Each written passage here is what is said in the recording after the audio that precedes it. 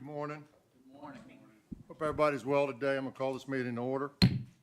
This is the February 18th Commonwealth Transportation Board meeting. We'll start with our workshop here this morning. If I might, if you will join me for the Pledge of Allegiance. I pledge allegiance to the flag of the United States of America and to the republic for which it stands, one nation, under God, indivisible, with liberty and justice for all. No, he's just going to say something to you. Before we get started, let me make a few remarks.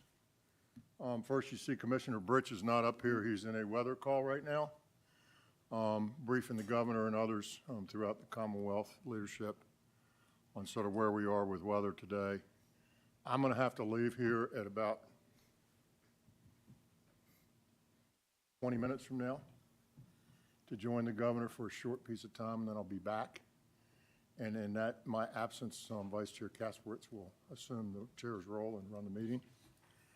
The commissioner will be back probably when I come back, so he's going to be out until then. And let me just say this, and I can speak to it later in my other remarks, but transportation has been incredibly busy in the last few weeks and months. Obviously, the General Assembly brings all sorts of busyness to our schedules, and it's been a busy General Assembly. But on top of that, we've had these severe weather events, and we got smacked again down in Southwest Virginia. We've spent a lot of time with that. Governor was down there again Sunday to see what's going on there. And they've just, unfortunately, have really gotten smacked this winter between the hurricanes, and now we've had flooding and a lot of roads out down there, trees down from the last storm.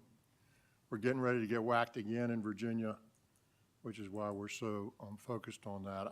I have to tell you that VDOT and the rest of the team just has done a great job getting prepared for these things. We're looking at, a couple days ago, our best weather forecasts were saying maybe up to 18 inches in Hampton Roads. Most of y'all aren't from Hampton Roads, but 18 inches in Hampton Roads is like 12 feet in Minnesota. And so, yeah. And now we're looking at maybe 8 to 10. So it's still real numbers. It's the highest snowfalls are in the very eastern part of the state predicted. And this will come tomorrow and Thursday. So we're extremely busy trying to get ready for this. And we apologize that I got to step out and the commissioner's not here right now, but we'll get back in line. So just a very, very busy time. Mr. Secretary, Yes. along the lines you mentioned, I want to express appreciation to those districts, primarily in the eastern part of the state, that sent people and equipment to help address the areas in the southwest. They made a great impact by their work, and it was terrific to see the movement of resources as needed across the Commonwealth to meet needs. So thank you very much. Sure. Yeah, they've done a great job. And I will tell you that the governor is extremely personally focused on these events.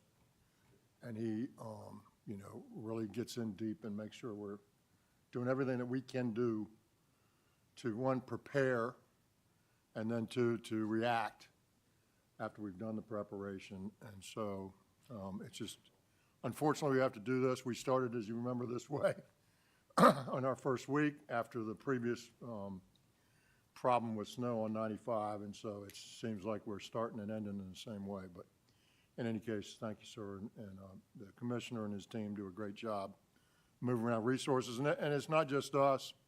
VDEM's very involved. State Police is very involved. National Guard is very involved. So it's really 4 main agencies that get involved in this. And we are deeply involved in it to try to make sure that we do everything we can to keep people safe first and keep them moving second. So thank you. The first item on the agenda this morning is an audit finding on a contract award on some temporary steel repairs. Lisa is going to start us out, and then we're going to hear from Kevin Gregg. Morning, Ms. Pride, welcome. Morning. Hope you're well. Yes, thank you. Good morning, Secretary, members of the board. And let me say this, this is for awareness, right? Whenever something goes awry, I want everybody to know about it. I'm not the guy that likes to hide things and just move on, or not even hide them, but just not highlight them. I like to highlight the things that go wrong so we can learn from them, and there's total transparency. So here we go. Well, good morning. I'll be doing this alone today. Kevin's not here, but I will share with you the finding, our after-action review, and our next steps to avoid this happening going forward. The Auditor of Public Accounts completed VDOT's fiscal year 24 audit, and as part of their audit testing, they reviewed a contract that was awarded by our Administrative Services Division for temporary bridge repairs in the Richmond District. That contract required CTB review and approval, but it was awarded without it. It was an on-call contract to provide temporary steel repairs to address safety. The bid received was $9.8 million based on estimated quantities, and it was a one-year contract with 4 renewal options. Curtis Contracting was selected as a contractor for this work, and it was awarded back in August of 2023. There were 5 task orders issued on the contract. 4 of them have been completed, and 1 is still ongoing and expected to be completed the end of this month. The total work ordered under the contract was a little over $4.5 million. The scope of work on all of the task orders was the same, except for the installation, the location and quantities, but it was all to provide temporary repairs to our bridges until permanent repairs could be made. We completed an after-action review, and for those of you that may not be aware of the types of contracts awarded by ASD, it's mainly goods like our salt and equipment and vehicles and various services, as well as technology and facility design and construction. We reviewed the 965 contracts that ASD awarded in fiscal year 24, and 3 of those contracts required approval by the CTB. 2 of them were brought forward and the board approved, and this 1 contract was not. So the actual contract usage, again, was $4.5 million, lower than the estimated quantities bid. But we further noted that the procurement office, in their processes, failed to identify the procurement request as one that needed CTB approval at any time during the procurement process. And so lastly, we believe insufficient administrative oversight resulted in contract award without CTB review and approval. For next steps and future mitigation, we canceled the contract on January 17th.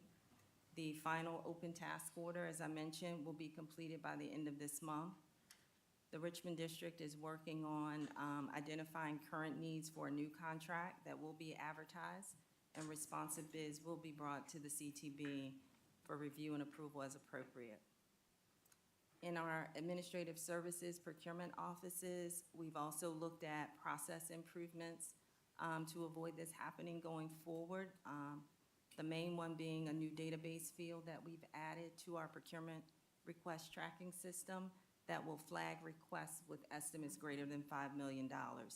This will allow the ASD director to have more visibility and be able to review detailed scope of work for contracts that exceed $5 million and ensure that we're having the appropriate discussions internally with divisions and districts, and making sure that we're ultimately compliant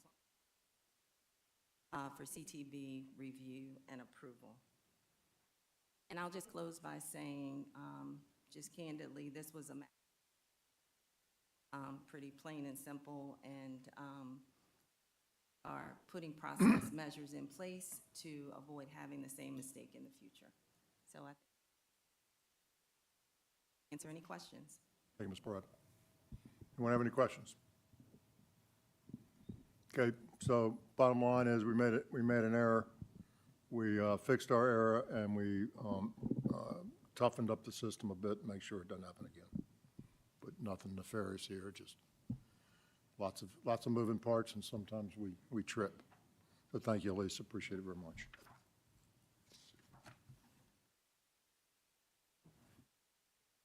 Next item on the agenda is the Scott Powell.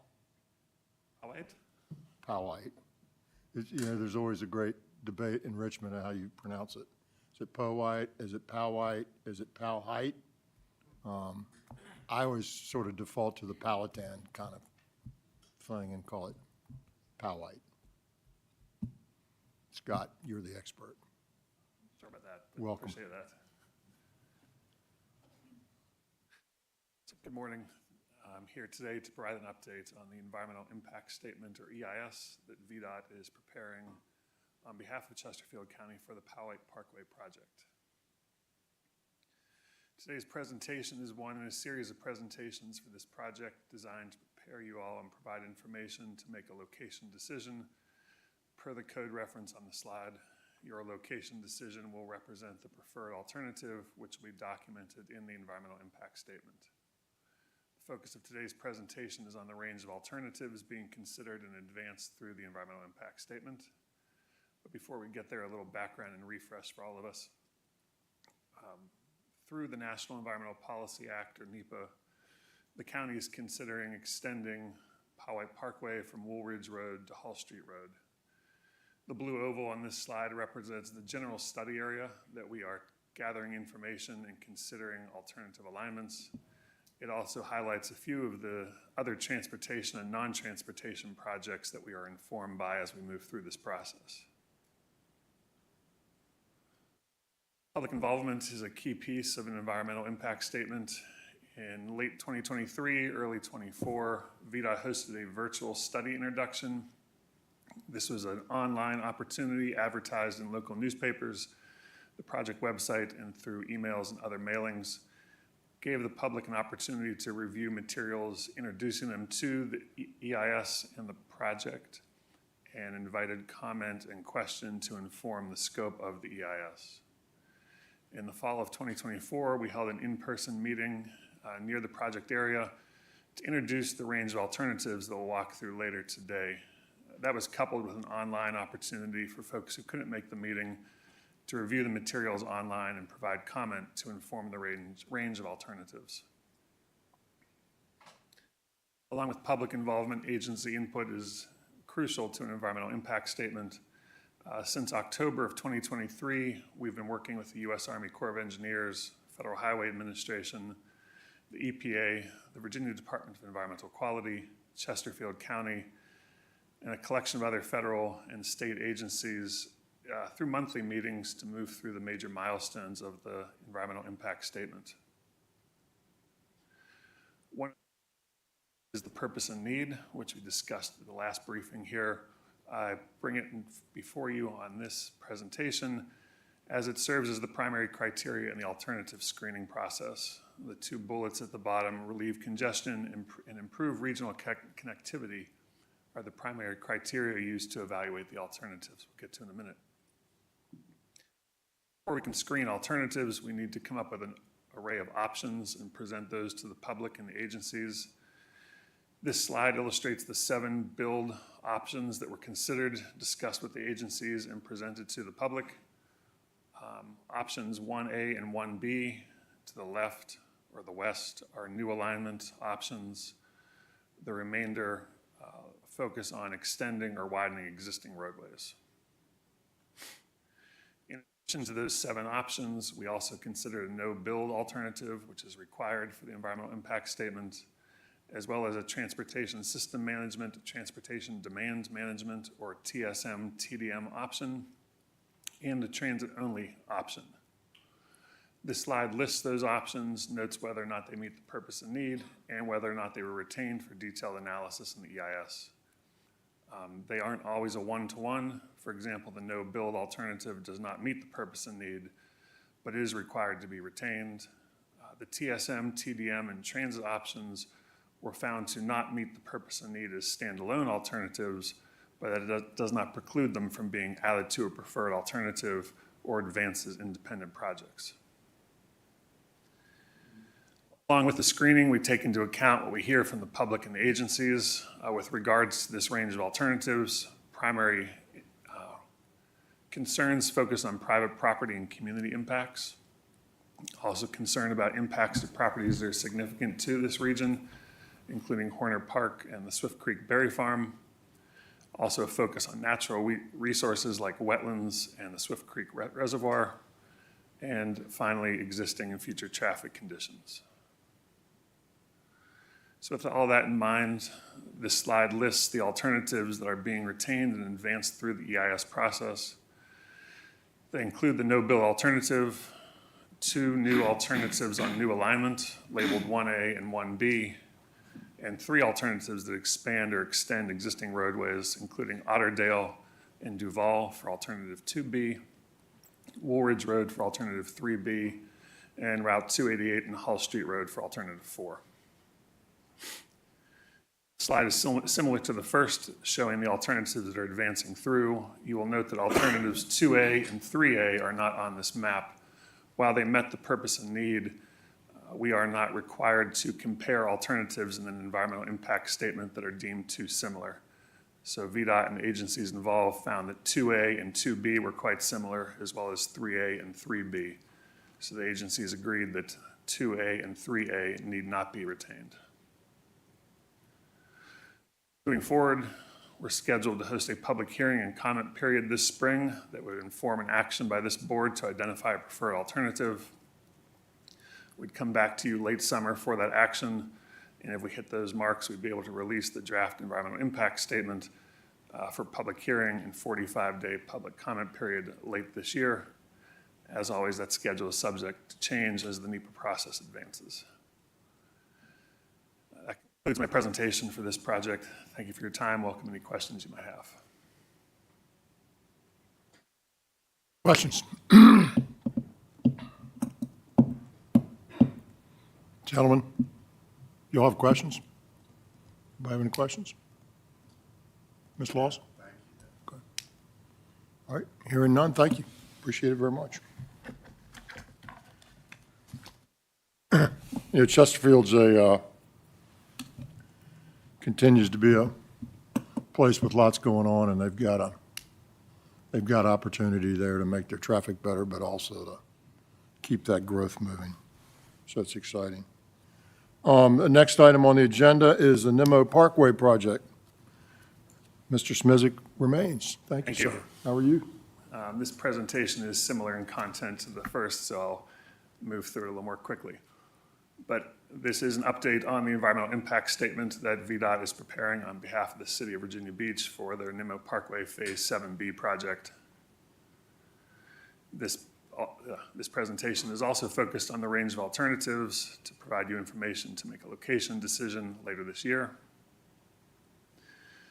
As some background, you may recall the City of Virginia Beach completed an environmental assessment for the proposed 7B alignment, which is illustrated with the dotted yellow line on this map. As part of that process, agency comments, which we'll discuss later, led to elevating the environmental assessment to an environmental impact statement with a commitment that an alternative to improve existing Sandbridge Road would be considered. Existing Sandbridge Road is outlined in the solid yellow line, kind of a U-shape on this figure. Along with that agency involvement, public involvement for this project dates back to the development of the environmental assessment when the city hosted a citizen information meeting in 2018, and then a public hearing in 2022 with the release of the environmental assessment. As we got going with the environmental impact statement, we hosted a virtual citizen meeting in August of 2024.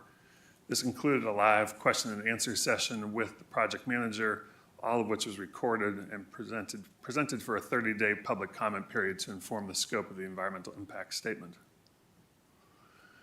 I mentioned the agency input, and that is highlighted in this project by the comments by the U.S. Army Corps of Engineers and the U.S. Fish and Wildlife Service calling for an EIS level analysis. We have worked with those agencies, the EPA, the Department of Environmental Quality, the city, and other federal, state, and local agencies to advance this project through our monthly coordination meetings, same as the previous project. And present the purpose and need as a reminder and as the primary criteria in the alternative screening process as we advance through the range of alternatives. This slide lists the alternatives that were considered in the EA and what are to be considered in the EIS. They include the required no-build alternative, consideration to the TSM-TDM option, much like Powhite, it was found to not meet the purpose and need in the EA or the EIS, but that does not preclude it or the transit option from being advanced in the future. Then we have the Nimmo Parkway alternative, which is the 1.8-mile roadway the city had proposed originally, and improvements to existing Sandbridge Road, which would include realigning and elevating about 3.5 miles of existing Sandbridge Road. Both alternatives include a bicycle and shared use path. I've mentioned the comments from the Army Corps and Fish and Wildlife. We did not receive any other comments from agencies or the public identifying new alternatives, just variations of the improved existing alternative. That's due in large part to the surrounding area, which is dominated by the Naval Air Station, Back Bay, and the Back Bay National Wildlife Refuge. Primary concerns highlighted by the public include safety along existing Sandbridge Road and the recurrent flooding and resultant road closures that occur on that roadway. Sellers?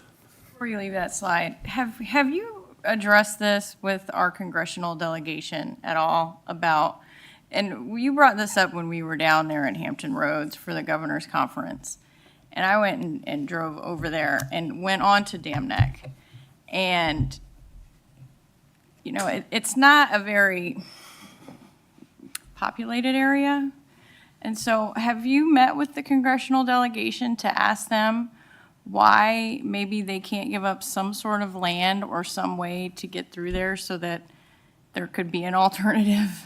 I mean, have we tried to meet with our senators at all? Say VDOT has not as part of this project. We leave that to the city. Virginia Beach. Yeah, we leave that to the city and their coordination. Just as a consideration, because especially at the front end of the base, they do have some land out there. And I know they want to say national security reasons, but they could make something work, I think, and maybe talk to the senators. And looking at that Sandbridge Road, I mean, I could see it flooding. There was water there, and it hadn't rained in a few probably weeks when we were down there, and there was standing water pretty close to the road. So I could see it be a flooding issue. But it seems to me it might be a lot cheaper to try and get the Navy to play ball than to go and deal with a swamp, right, and try and make a swamp work as a road. But I just know in the Fredericksburg district, we deal with Brook Road flooding over there by Crow's Nest, and we haven't figured that battle out. So I just worry if we put a bunch of money on Sandbridge Road, you're gonna have flooding anyways. So again, maybe have Virginia Beach reach out to the senators and say, could the Navy please play ball a little bit and be a good neighbor? Come back next time, we'll definitely be able to summarize what the city has discussed with them. And I'll point out also, Mr. Stan had a question. okay, sorry. Does the cost of these two alternatives enter into this equation at all? It does, yes, for sure. I mean, have you got a estimated cost for the Nimmo Parkway alternative and the improvements to Sandbridge Road alternative? We do not yet have a cost estimate for the improved existing Sandbridge Road. We've only cleared the concurrence on range of alternatives, so we're just moving into that cost estimating portion now. Bottom line, in my opinion, living and right in that area, the only alternative is either no build or Nimmo Parkway. The improvements to existing Sandbridge Road is just insanity. is not going to work. It's going to be prohibitively expensive. And to build an Emo Parkway alternative, you're not doing any more than than doing the same type of construction they did a mile to the north or west across West Neck Creek. It's going to be an elevated roadway through that swamp. And Laura, I don't think there's any alternative. There's no other land. It's got to go down that right of way that Virginia Beach already owns and has owned for 50 years. So, I mean, the only alternative, in my opinion, is either no build or Nemo Parkway. That's it. Mr. Coleman. Just to follow up on that, they really have both ends of this project already completed. You're trying to connect it now. So that's another support for, this has got to get done. It's the only path forward. Would you agree? Wasn't very good planning, if the truth be known. Well, Ms. Sellers, please, and- Ms. Sellers, please wait to be recognized. Did Oh. you have a question? I do. Sorry. Ms. Sellers, please.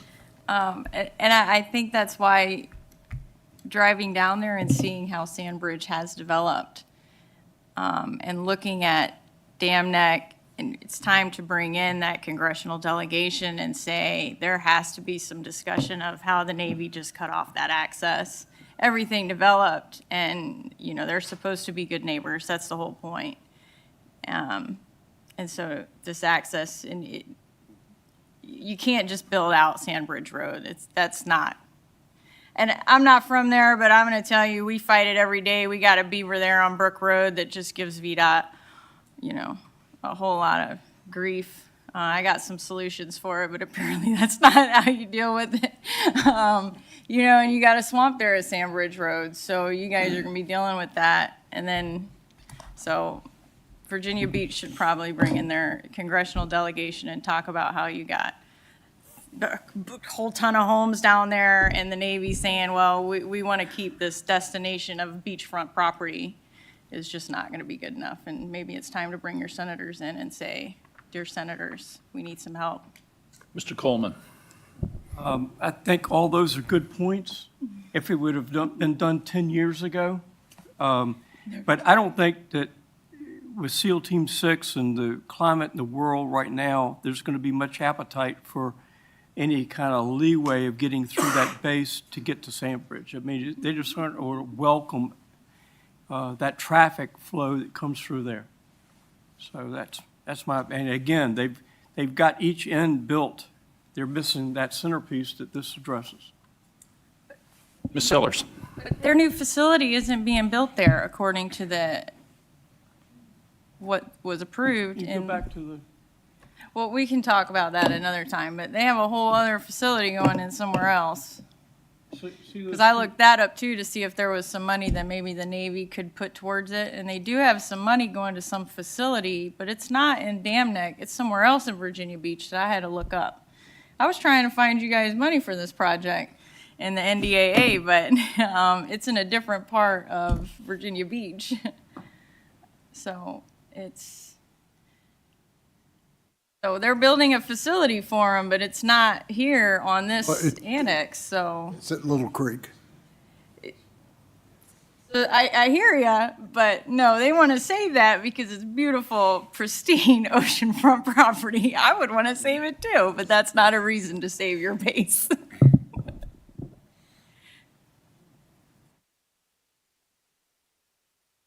Please continue.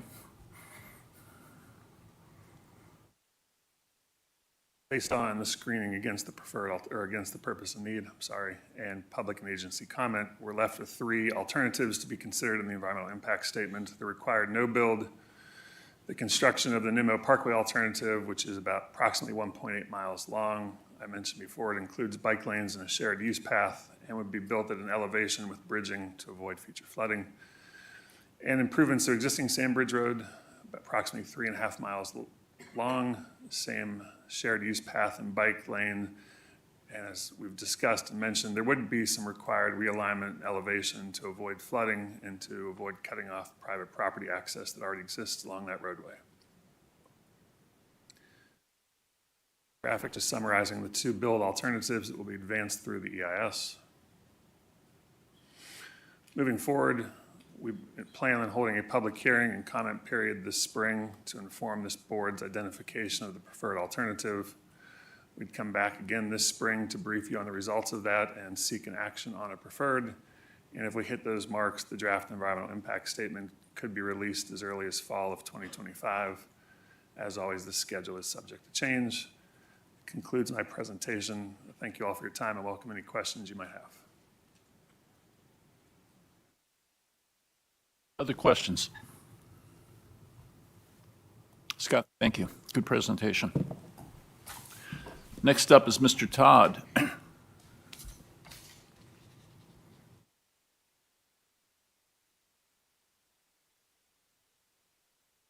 Welcome. Good morning. Our favorite topic, rail industrial access. Yours as well, of course. Yeah. Thank you for having me, Mr. Chair, members of the board. Hope you're all doing well this morning.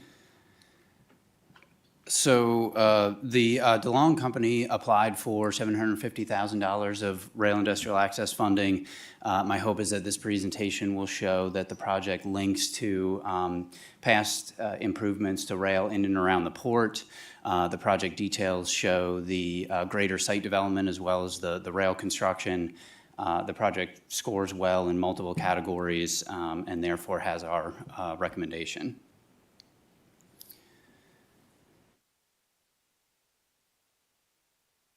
So the first thing I wanted to start with is just how this links to some of the port investments that have been going on for the past nearly 2 decades. Starting in 2006, we did a rail expansion at Virginia International Gateway, then was APM terminals for nearly 3 miles of on-dock rail expansion. We continued working with the port in FY14 to reestablish rail service at the Richmond Marine Terminal, which connects directly to the barge service that's there. Then moved on to the inland port in FY18, 1 mile of on-dock rail expansion there as well. And then finally just completed this past summer at NIT, they have doubled the capacity of the central rail yard there. That expansion was very sizable, $83 million, $20 million from DRPT, and actually increased the port's overall capacity for rail, increased it by 31%. So we've made these kind of programmatic investments over the years in and around the port to make what the port has the largest reach, rail reach of any East Coast port. And that's something that they tout often. They have it right up on their website, one of the first landing pages that you get to. And so it really shows the strength of rail service in and around the Port of Virginia. And, over the last year, we've had 3 applications for rail industrial access that explicitly stated that rail service connecting directly to the port was their primary location decision. So they're locating here in Virginia because we have good rail service at the port. So moving into the specific project details for the DeLong application. The DeLong Company is an agribusiness specializing in global distribution of grains, oils, byproducts, and they're actually the 5th largest container exporter in the U.S. And as I noted, the location decision here is the specific access via the port to international markets. This is their first location in Virginia, and I wanted to bring up this map just to show that their headquarters is in Wisconsin, just outside Chicago, and you can see they really cluster a lot of their development in that area. They have a cluster in New York as well, and so our hope really is that this is the first of many investments in our region, as they do tend to cluster their development in their company locations. The site itself has a large linear footprint, which is really conducive to rail service. Overlaying the engineering plans, they are constructing a 4-track bundle with multiple new turnouts that feed into the transload facility. And then they have a direct rail connection to the Portsmouth Marine Terminal. So the total investment in the site is nearly $27 million. That includes the track work, but also the grain storage, the loading and unloading facilities, and the weigh scales. The rail industrial access funding, however, is only applicable to the rail construction, which is estimated at $2.2 million for a total of 7,400 feet of track improvements. And their request amount is $750,000. And as I noted, they essentially import soybeans, corn, grain from the Midwest and Northeast, and then through the port they will be shipping out those containers internationally: Europe, North Africa, Middle East, and South Asia. So moving on to the application scoring. So we have the raw data that we collect under the performance data column, the score that this project specifically achieved, and then the maximum in each category. This project scores really well in the carloads. 3,000 new carloads is a really impressive number, especially for the Rail Industrial Access Program. And they also have a really high private match, so they get the maximum points in all those categories. Even though they score 0 in those yes/no categories of economic development and being served by a short line, it still scores 56 points, which is above the 50-point minimum threshold for our recommendation. And so, as always, today just presenting the project to you with our recommendation. Next month would be a resolution of approval, and then moving on to executing the project and implementing. Questions for Mr. Todd? Mr. Coleman? I'm sorry. This is another one of those very important projects. This is a company with a proven track record. This is not a pie in the sky. This is an established company. This will work. They could have gone to any other place, but they chose Eastern Virginia. So as far as an economic development driver and just a great way to encourage more movement of freight through the Port of Hampton roads. Fred and I both have been in touch with this gentleman, the CEO of the company. He reached out to us, and he had some really good comments. He responded very quickly. So I'm glad that this is being done. I want more of it to be done. So it's got my support. I think it has Fred's as well. Chairman. Mr. Lawson? Along the same vein, you talked about they like to cluster their development. Do you all try to direct them to, say, the inland port and install silos there for importing and exporting grains? I mean, this is our first contact with them. Obviously, if they have interest in expanding in Virginia, we are there to support them, along with VDP, which is often the way that these type of developments come through to us. So absolutely, want to bring business to Virginia, and that's definitely the point here. Thank you. Mr. Coleman? If I could address that one point, I think going through the inland port would add to cost and time, and those are neither attractive for most businesses. So I would say that they've picked this location for a specific reason, for efficiency, in both of those, cost and money. Because not only is there a chance of export, we handle a lot of soybeans coming out of Brazil when the growing season's down there, not here. So there's a lot of in and out, and the port's very critical to that. So to be located in Front Royal or some other location wouldn't be as attractive in my mind. Mr. Chairman. Ms. Green? Just have a general question about the economic development score. That pertains directly to their economic development, but it doesn't give them credit for the support to economic development across the state, does it? Well, we kind of look at economic development in two ways in the program. One is just how many jobs it creates. The other is where I think you're referring to how it got a score of 0. Basically, what we look at is if it's already been designated as a economic development area by either the local, regional, or state, economic development authority in the area, it has not been that site has not been specifically designated in a previous plan. So that's why it got the 0. That certainly doesn't take away from its impact of creating jobs, creating more throughput of goods and everything along those lines. So yeah, I take your point, but the score is directly related to if it's been designated in a plan already. I think for distribution, it would be interesting if we looked at a way to give credit to economic development it's creating across the state, because that could be incredibly important to farms across Virginia. Dr. Smoot. Thank you. Mike, the 3,000 carloads, is that annually? Yes.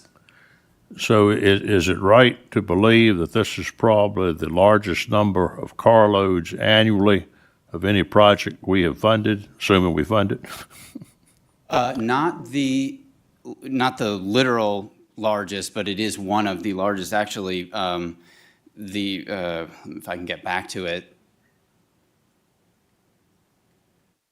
the Catanoan development. Sorry, that took way longer than I thought.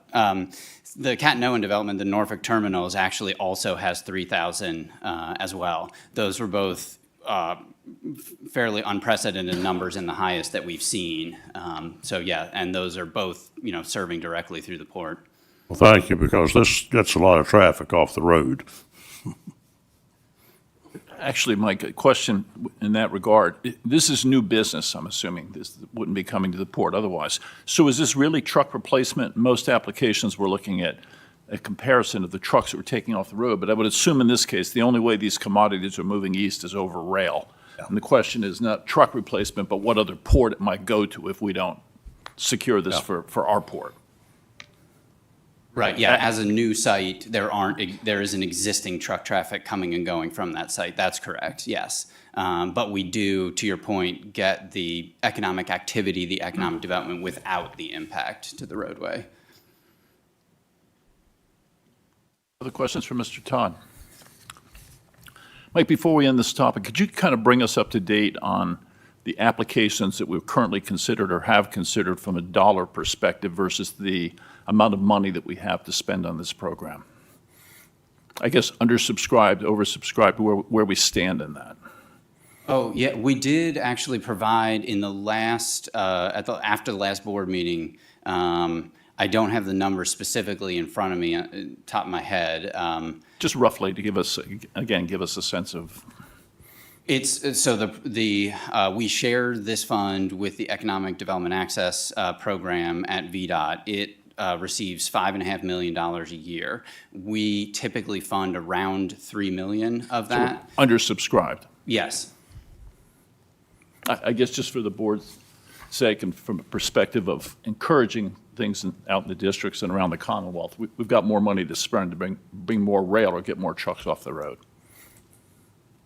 Other questions, comments? Mr. Todd, thank you. Yeah, thank you.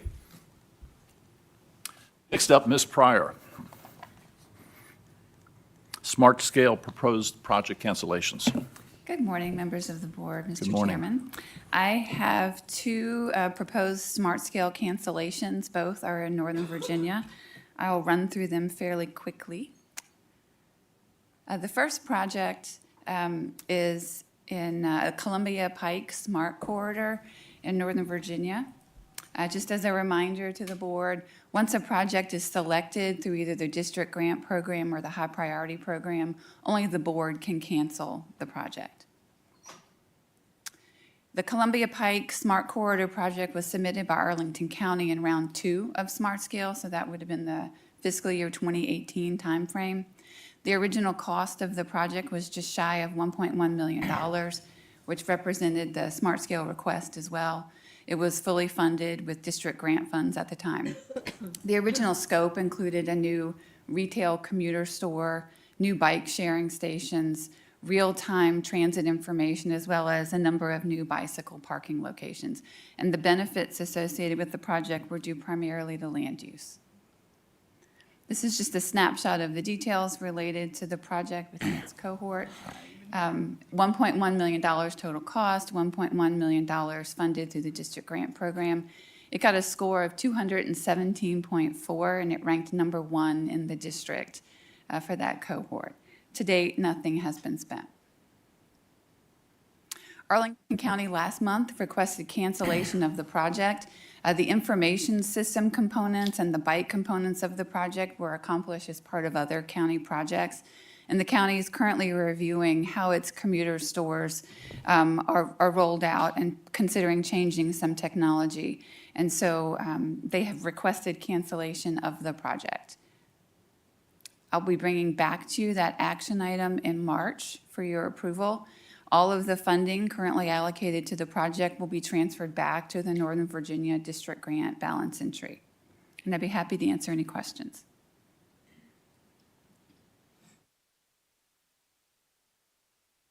No questions? Ms. Pryor, please. Oh, Mr. Davis, please. Thanks. Hi, Kim. I see in here you have commuter store capitalized. Can you describe what that is? They're generally store locations where individuals can go in and get information on the various transit options in the area. You can get passes. You can buy your Metro tickets, you can buy your VRE tickets, you can, so they're, and it's, I didn't know it was owned by Arlington. For some reason, I thought it was privately run, but. Other questions? Ms. Pryor, please proceed to the next smart scale cancellation.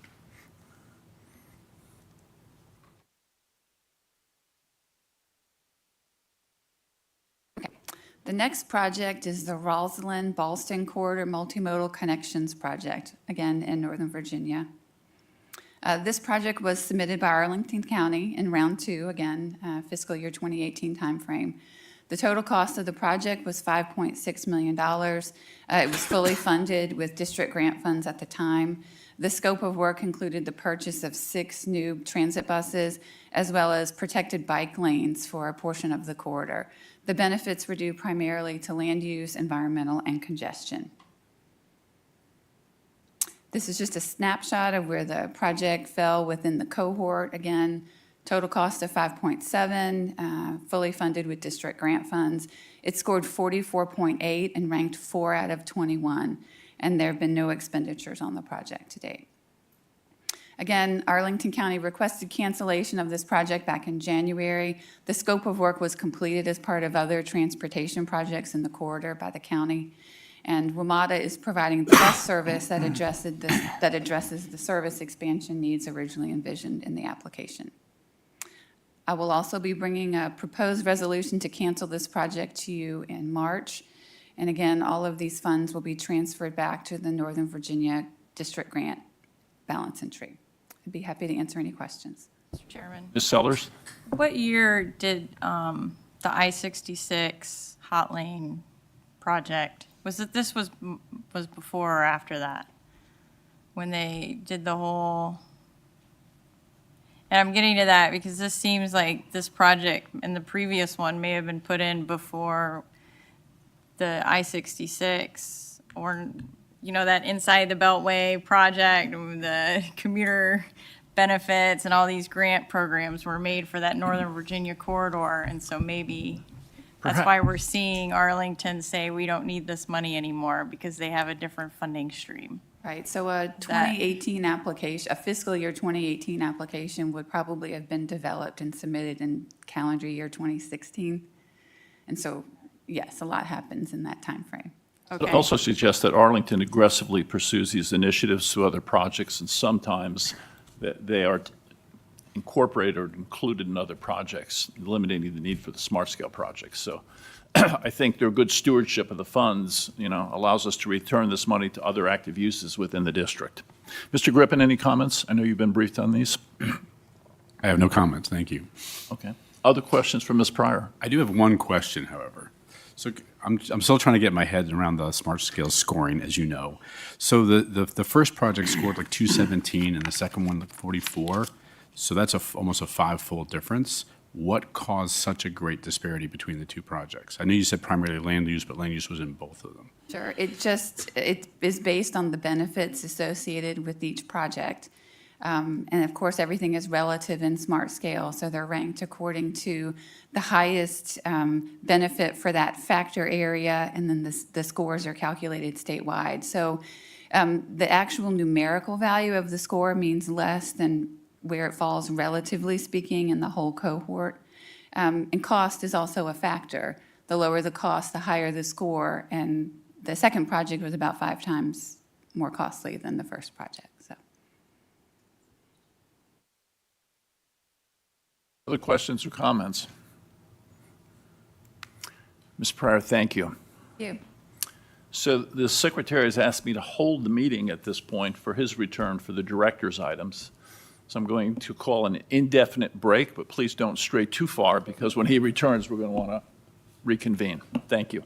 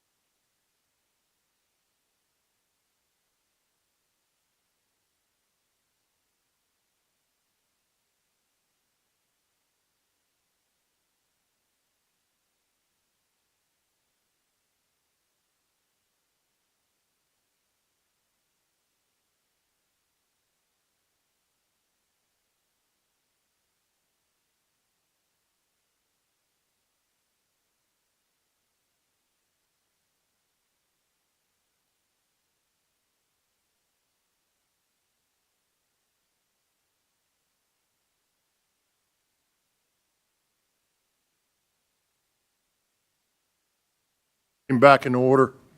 Thank you to Vice Chairman Kasperitz for presiding. In my absence, I apologize. My pleasure, sir. Thank you, sir, very much. We've been around about as long as each other. It's good to have you keep us straight. As I told you before, the commissioner and I were in a weather brief with the governor, the attorney general, and the lieutenant governor. And then there was a press conference. And basically, I want to say, I'll say the three things that he said, which was, first off, be safe in whatever you do, right? And thank goodness for the first responders and the people at VDOT, VDM, the state police, and the National Guard. They have been through the ringer. The commissioner, I can tell you, has been through the ringer, notwithstanding how good he looks. Sunday didn't look as good as he looks today, but he's been basically 24/7 for a while, and a bunch of the rest of us as well. So it's a serious situation. We, as the governor said, we continue to be in a state of emergency in Virginia. You know, those of us who do not live in Southwest Virginia don't see necessarily every day what they're dealing with. But after recovering from Helene, which we're still recovering from, there's still lots of work to do down there that VDOT and everybody else is intimately involved in. Then we got smacked again with the ice storm and then the floods that came after the ice storm. And I would tell you that sort of interestingly to me, the governor has been out in front of sort of predicting. And I remember as we were talking about the ice, he immediately pivoted to, okay, how about the floods that are coming, right? And that's exactly what we've seen. And so we've got a bunch of roads that are out. The commissioner can speak to that in his remarks. A bunch have been brought back online. There were up to 500,000 people out of power, which is more than Helene. So just, you know, they're just getting smacked once after another in Southwest. And now, after that, and the ice, and the floods, now comes the snow. And they're going to get smacked again, Becky. There's going to be a fair amount of snow in Southwest that will come across mostly across the southern part of the state. So, like Richmond South will be sort of the biggest impacts. Richmond's still looking at maybe 3, 4, 5, 6 inches of snow. Hampton and Southwest, you know, 6 to 8 to 9, depending on where you are. And then in Hampton Roads, we've reduced the number there to 8 to 12. I said reduced. Sunday, I think it was at 18 to 22 was the numbers we were looking at.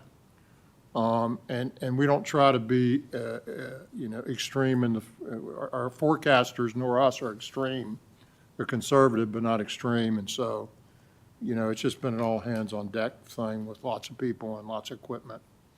At the end of the day, we'll come back and debrief all this. But the financial reality is significant as well. We'll have a tremendous amount of money that will have been spent out of state coffers. I think our budget for this kind of stuff is about $220 million, and we've, you know, substantially exceeded that to date, and we're not finished yet. So a lot of attention in Hampton Roads and Southwest, Eastern Shore particularly. They could get a lot of snow, and Eastern Shore just doesn't have the same level of resources due to its rural nature, so lots of focus on that. Second thing he said was, if you're not where you need to be, stay off the roads. And he said tonight, I'll tell you, tonight, tomorrow. But we expect snow to start in Southwest fairly early. It will get up here to Richmond, I think, around noon, yeah, earlier morning, 9, 10 o'clock. And then Hampton Road's probably 11 to noon, 12, 1, sometime in that. But it's going to snow for a day, at least. And it's going to be pretty heavy snow at times. And so we could see, Commissioner, and you can update me, maybe 1 inch to 2 inches an hour, which is substantial. So if people are on the roads and moving, then one, they're traveling in unsafe conditions, and two, they're in our way. And our job at VDOT is to clean those roads up so that, one, first responders can get to where they need to go, and then two, citizens can get to where they need to go. So I would encourage everybody, and the last thing he did was pray to blow it out. Hopefully the storm will just blow out and go away and let us get back to what we do. But we don't control that, someone else does, and we're asking for assistance. So it's a serious situation. Takes a lot of effort by your VDOT people and everybody else in transportation, but everywhere across the Commonwealth. And, just think about those folks in Southwest particularly, because they've been through the ringer in the last, going back to Helene in October, I guess it was now. Catch a break. So that's what I would tell you about where we've been, and I apologize we weren't here. Lots of going on transportation. We're winding down the General Assembly. They should adjourn by Saturday. I think they're still on task to do that, from what I hear. And so we look forward for them to complete their work, and then we can complete ours and go through the process. So that's exciting. That'll be our last legislative session. And I will tell you that in some ways that's sad, and in some ways it's not. It's a really busy time. And but at the end of the day, that's what it's all about. We have a legislature to pass laws and to appropriate money, and they do that. They've been doing it for a very long time. So it's great to go through that process.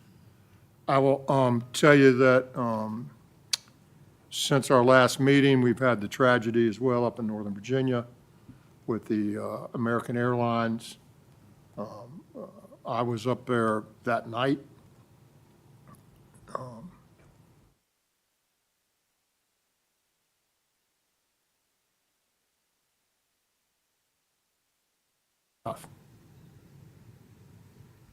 But the good news is we've got a heck of a National Transportation Safety Board. They take charge when these things happen, and they'll get to the bottom of it and resolve what we need to do going forward so that doesn't happen again. But that's tough stuff. I think in general, transportation's in good shape. We got a lot of work to do here. We're excited about the rest of the year coming up to dig in and do some work before this administration leaves in January. And I just want to appreciate everything y'all do to help us. Thank you, Secretary. You did cover quite a bit of where we have been and where we are today, but let me start with just an overview of what happened last week and over the weekend. That at the height of last week's storm, we had 408 roads closed statewide. We had 358 of them due to flooding, 44 down power lines and trees. And then at the height, we had 7 structures that were damaged, whether they were bridges being washed out or culverts being washed out. As of this morning, we have good news is those totals are coming down quite significantly. 149 roads total. Most of them, again, are still because they're flooded. 141 flooded, 4 down power lines, and structure damage is down to 4. So those numbers continue to trend downward. We'll still be in a 24/7 posture down in Southwest Virginia recovering.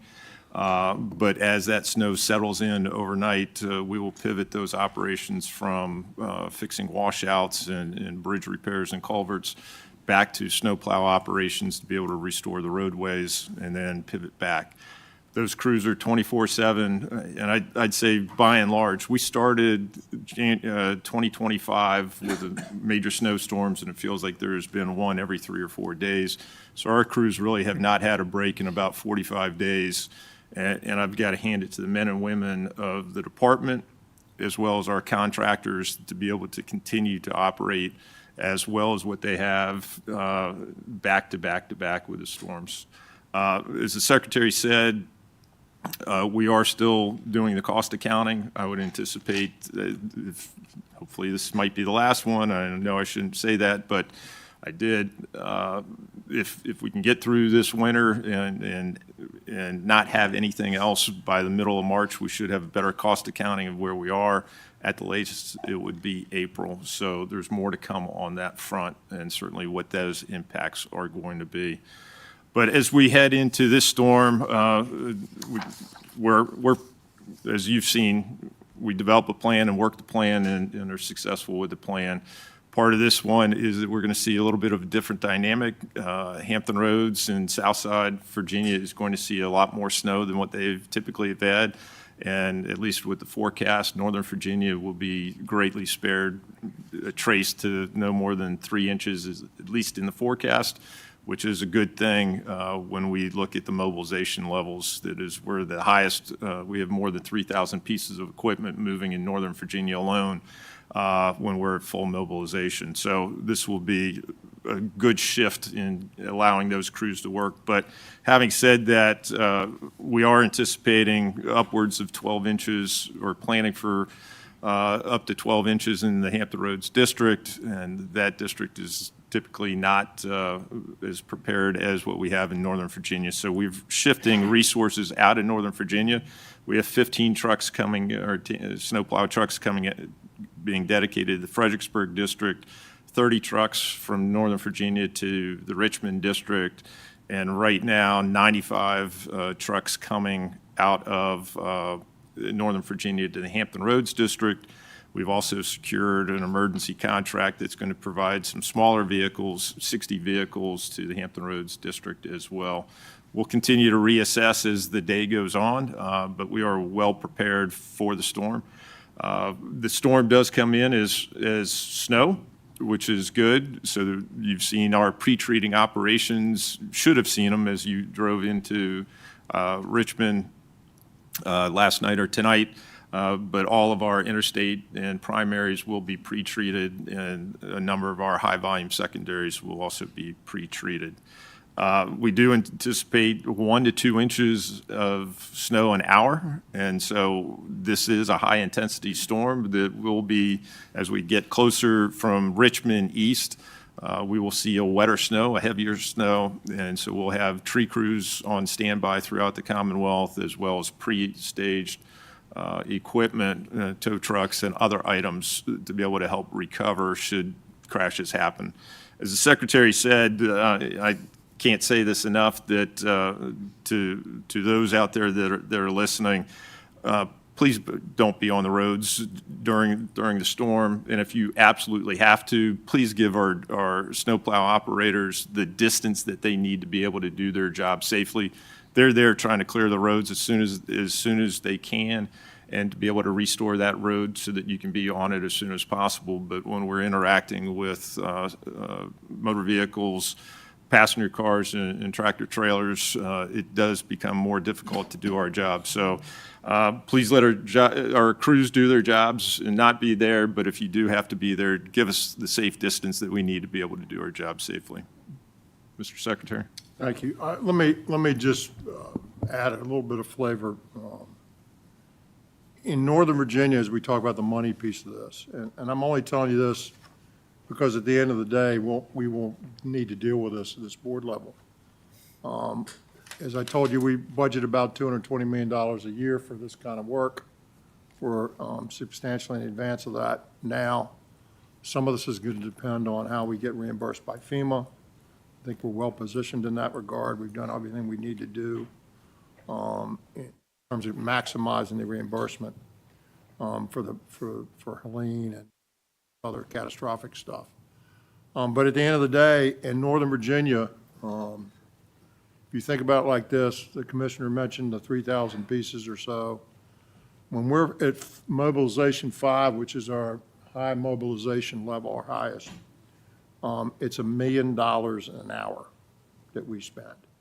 That's 24 hours a day, $1 million an hour.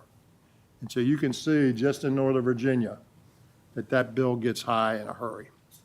And at the end of the day, we pay that bill. We do that, but construction slides to the right. That's how it works. So if we don't have enough maintenance money, we take it out of construction. You'll remember that you approved a smart scale budget.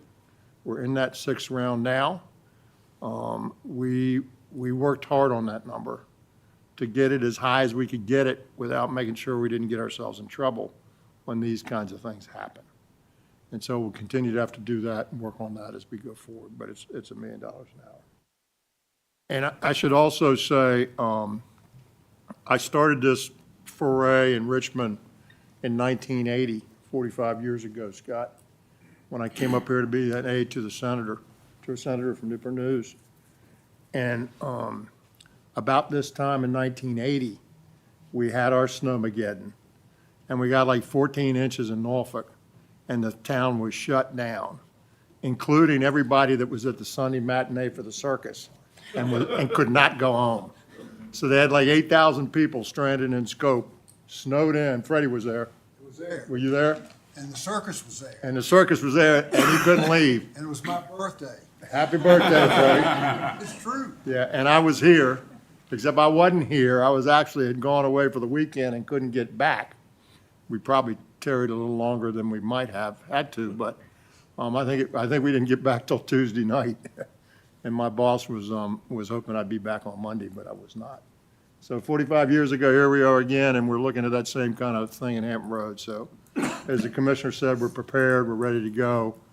But we're not used to 12 and 14 inches in Hampton roads, and we're scurrying around doing what we need to do, but we're in good shape. The last thing I'd say is I wanted to give a shout out to the MWA folks and our CEO up there. They got such high praise from everybody during this latest disaster up there.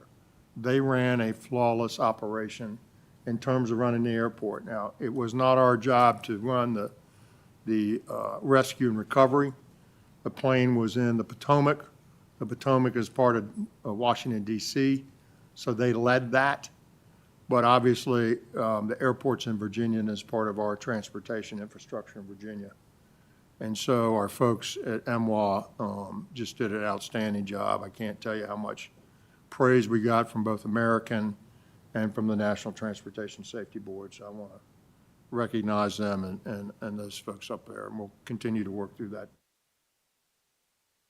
So it's been a busy time in transportation. We got a lot to do here, and I'll turn the next remarks over to our DRPT director, Tiffany Robinson. She's been busy too. Thank you, Mr. Secretary, and thank you, Commissioner, for all your hard work. I realize I'm standing between the board and lunch, so my updates might not be as pressing as the commissioners, but keep it to 20 minutes. I can keep it shorter than that. You all have my director's report in your package, so I just wanted to provide a couple of high-level highlights. I know that last time we met, I mentioned that we had some preliminary ridership numbers for November regarding Virginia agency, that's non-WMATA and VRE ridership. We did in fact meet those preliminary numbers, and so I'm proud to announce that we are finally above our 2019 pre-pandemic ridership levels. That's really good. We had 4.9 million riders in November of 2024, and that's 2% higher than November of 2019 and 14% higher year over year. And if I can kind of switch hats and put on my VPRA chair hat for a moment, I also want to talk about the ridership on Amtrak, because our Virginia-supported Amtrak service set another record this year with 1.39 million rides in 2024. December 2024 was the highest ridership month ever for our 8 Virginia-supported Amtrak round-trip trains. And since 2019, Virginia-supported Amtrak ridership is up over 45%. So that's incredible progress we're making on ridership.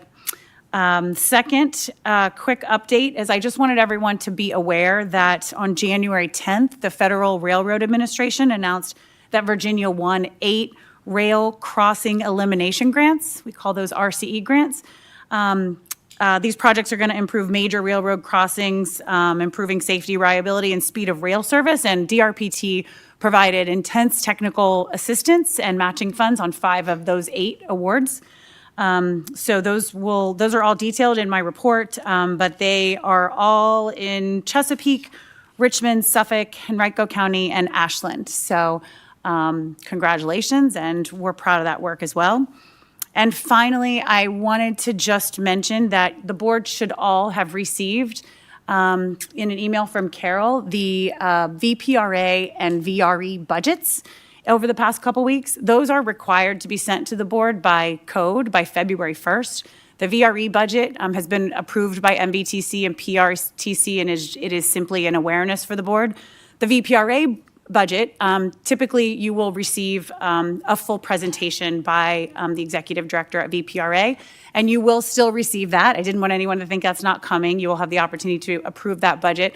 That, the work that's going on in VPRA, there are still some extensive final negotiations happening on the Long Bridge and Franconia bypass projects.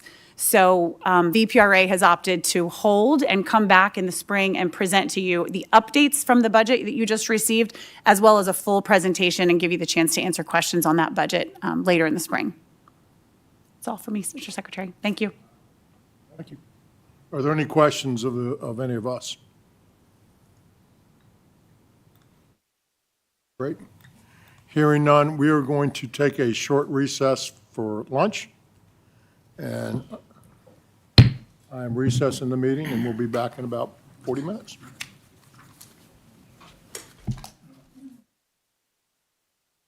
Any sleep?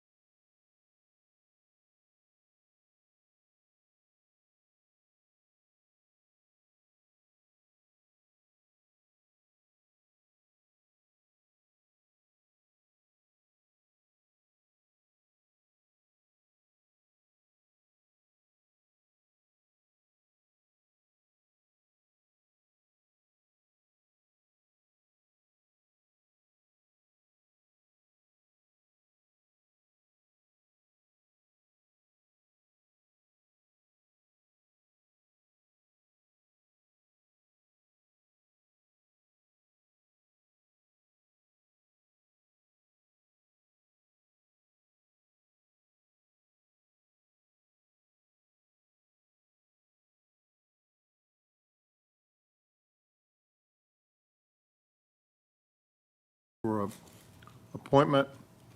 And I should have mentioned that Captain Byers had a work situation.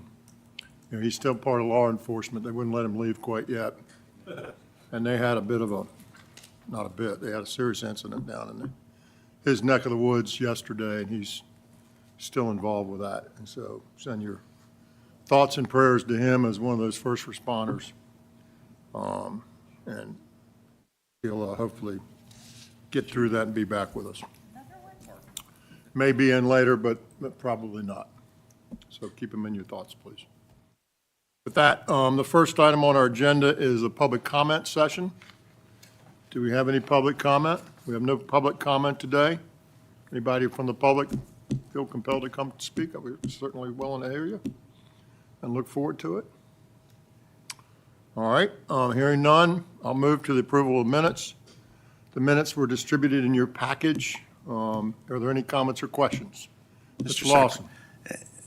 Not sure if it's a comment, but maybe a clarification. Agenda item 8 had to do with I-81 Corridor Improvement Program, and it's got Lawson moves to amend the resolution to ensure new high-risk projects noted in the resolution to be analyzed as part of the ongoing review. I recall making a motion to incorporate, I had them as 6 items. We'd been to the meeting in 5. Lexington. There were 5, but then there was one that was added by the committee. And then I do remember a subsequent follow-up, and I took it as a friendly amendment from Mr. Laird, and we had a discussion about. You made the motion, Mr. Laird made the second. Okay. And is the motion- that? And the motion was that we would include the 5 projects into the plan, but we would also include them simultaneously into the analysis of those and all the other follow-on projects, so that we would have the benefit of another look-see of those 5 projects. Okay. That's what we did. That's what the motion and the second, and that was actually Mr. Laird's suggestion. That's what I recall as well, and it was to refresh the analysis Exactly. from 18 to the present. I think you 100%. actually brought that to the attention of the body, and we all thought that was a good idea to look at it under today's So lens. let's make sure that not part of it, it was just the next 5 projects that had been recommended by the 81 committee were added to the program and also added to the list of projects that would be analyzed going forward. And so that we'd have the benefit of the analysis. As I said at the time, we move those things around as it makes sense to do so, and we'll continue to do that in future years, so. And the only other item, thank you for clarifying that, the only other item that I'd bring, because I did attend the 81 committee in Lexington, as did several other members, it was my recollection that there was another one that actually I spoke to, and that's why I recall it, that was also added to the mix by that committee, and that was the 3 lanes from the Route 50 interchange to the West Virginia line to be We'll go studied. back and look at that. Thank We've you. got time to go back and look at that. We'll go back and look at that. With that, I have no other comments to the minutes. Anyone else? So with that note, is there a motion to approve? So, Folks moved, I think. And Second. Mr. Lawson seconds. Is there further discussion? All in favor say aye. aye. All opposed say no. Are there any abstentions? Thank you, Mr. Prezioso. Welcome. Hope you're doing well today. What's the one thing you want to remember when you leave? If you're not where you need to be at midnight tonight, don't go. Stay off the Ask road. permission to the man to your right. if I you know, need I had the same issue. I made that mention on the dais. Does that mean I don't have to be at work in the morning? I can walk, so I think that's okay. But stay off the roads, folks. Let us do our work. Be safe. It's going to be impactful, starting tonight and through Wednesday into Thursday. Mr. Prezioso. Good afternoon, sir. Item number 1, action on commemorative naming the request of Lee County, the bridge on Route 654, Hurricane Bridge Road, Lee County, over Martin Creek as the Nathaniel Clayton Ewing, MD Memorial Bridge located within the Bristol District. Sir. Yes, sir. The Lee County Board of Supervisors enacted a resolution in December of last year to honor the life and service of Nathaniel Clayton Ewing, MD. Dr. Ewing was born in May of 1913 and lived his whole life in Lee County. He graduated from Emory and Henry College and the University of Virginia Medical School, and he spent his entire career serving the citizens of Lee County. In addition to being a doctor in the community, he was on organizations such as the Jonesville Fire Department. He supported them for over 50 years. He volunteered his services at the county jail, and he was also the team doctor for the Jonesville High School. He's covered a lot of ground. He was director of one of the local authorities. He was director of a local bank. He was also mayor of Jonesville for a short while as well. And he was one of these old school doctors. He practiced his work from his office, from his home office. He also went and made house calls. So he was that special breed of doctor. He owned and worked a farm, and he was an avid hunter and fisherman. And he passed away in April of 1985, and the Lee County Board would ask that we consider this for a naming. Mr. Folks, as somebody with substantial interaction with Emory and Henry, Yes, sir. I think it's particularly fitting for you to be able to make a motion here today. Proud to do so.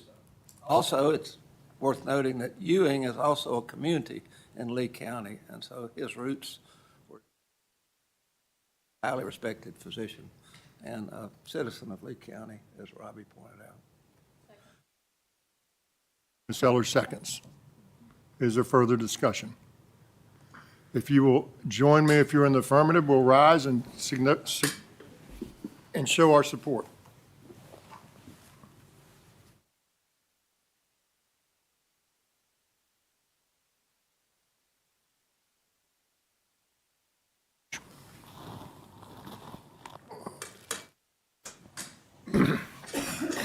Thank you, Dr. Ewing.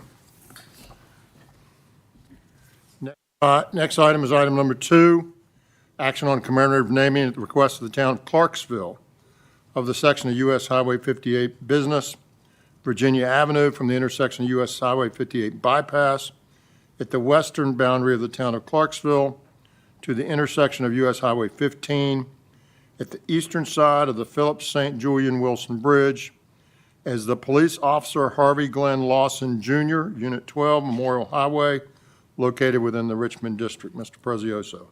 Thank you, sir. Again, the Town Council of Clarksville enacted a resolution in September of last year to honor the life, service, and the ultimate sacrifice of Officer Harvey Glenn Lawson Jr. to his community. According to that resolution, Officer Lawson was a brave officer for the town of Clarksville Police. He was a 1981 graduate of Bluestone High School. He graduated also from the Central Virginia Justice Academy, Class 21 Basic LE Law Enforcement School in June of 1984. He was a loving brother, son, husband, and proud father of 2 daughters, Chris and Beth. In March of 1985, Officer Lawson and Sergeant Ricky Wilkinson were in pursuit of a DUI driver. The understanding was that driver was out looking for someone who had arrested him earlier in the day. And they stopped this individual, and the individual started shooting, and there was a shootout. And although the officers returned fire, Officer Harvey Glenn was shot and killed in the line of duty. However, his brave and heroic actions of tracking down this individual actually helped to save another officer, and it was a good protection to the community. This location also touches 2 other communities, Mecklenburg County and Halifax County, and both have also indicated their support of this resolution. Mr. Secretary. Thank you, Mr. Prezioso. Mr. Davis. Secretary, I motion to approve. So Mr. Davis moves, Ms. Sellers seconds. Is there further discussion? All in favor, please rise to signify your support.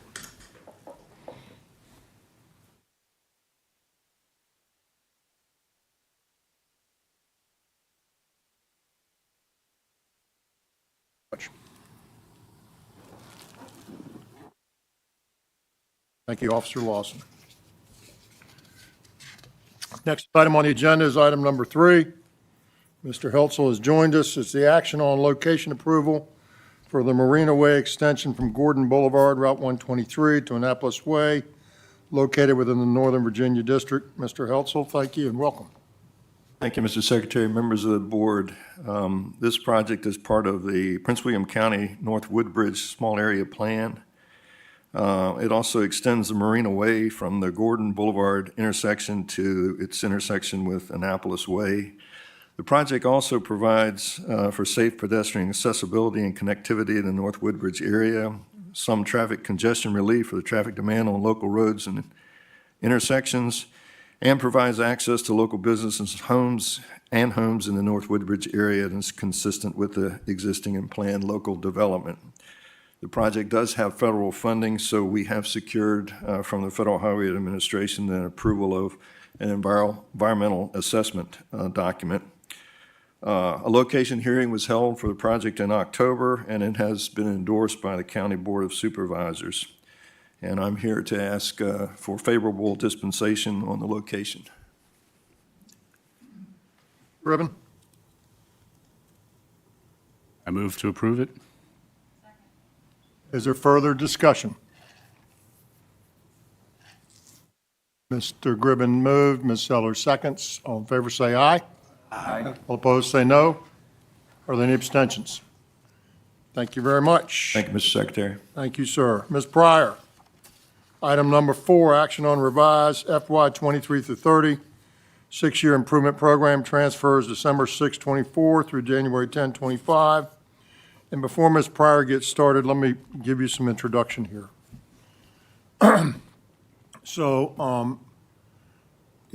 over the last few days, as we got into some of this transfer, some of these transfers, I became aware of a question Mr. Lawson had asked about some money some carbon grant money that we were putting on one of these projects, and whether that carbon grant money might get caught up in the federal slowdown or freeze or clawback. And so what did that all mean? And the answer is, we don't know what anything means yet. We just know that expenditures are being scrutinized. We support that, and they'll get through their process and determine what, if any, grants are changed or suspended or clawed back or continued. But in the meantime, it got us into a more deep discussion, and it became, I became aware that in this transfer process, one of the things we've started to do routinely, which is a good thing to do for efficiency and for keeping things moving and to get projects out, is we have some other funds that we sometimes introduce into our various projects. So even in a smart scale project, if it's a district grant project, we might put funds that come from other places to help fill the gaps as we're seeing these gaps. And that's a good thing because, one, we're getting the project moving, we're getting it out, and we're using that money so it's not eaten up in inflation like we're seeing. And so we do that with carbon grants, and there's some other grants that we have. And those grants are very, very flexible in general, right? Those grants can go lots of places. They could go to other kinds of projects. They could go outside of smart scale. They could go inside of smart scale. And there's a pool of those funds that we get. In the carbon case, I think it's maybe 11, 12, 13, $15 million a year. It's not a huge number. But the staff has begun a process where they're allocating those funds, just trying to fit the puzzle together, frankly, and trying to get things done and trying to get them out the door. And I think that makes a lot of sense, except that I think it's very important that the board understand when we vote on things, that we're taking funds that might be used in one district or in one project, and we're putting them somewhere else. So unlike when we reallocate district grant balances, those are balances that are restrained and restricted within the district, right? And they're not going anywhere else. If you got leftover district grant money, that's where the money is. It's being worked in the district. We get with the district members or the members that live in those districts, and we sort of work through this transfer business, and we've changed our procedure to make it more efficient over the last few months, and I think that's been good work on the part of our staff and our board. But I was concerned that each of us knows when we're doing this reallocation of funds, and the only place we really see it is in the transfer, is that we could have taken that money and put it in a project in Ms. Dunlop's district if we wanted to, or Dr. Smoot's, or Ms. Sellers, or Mr. Laird's, or Mr. Goods, or whoever else's. It's not a restricted pot. And so I want our eyes on that as we're doing that. I commend what the staff is doing. I think there's a lot of sense for that. But I paused all that for this month and said, we're going to get eyes on this and make sure the board, and the board could say, hey, we could make a policy that says, have the staff keep doing what they're doing. We could have a policy that says, explain to us where this money comes from and where else it might go before I vote. We can set the policy that we want that we're comfortable with in terms of handling this money, but we have not yet to date. And so I stopped those from being on the transfer portal.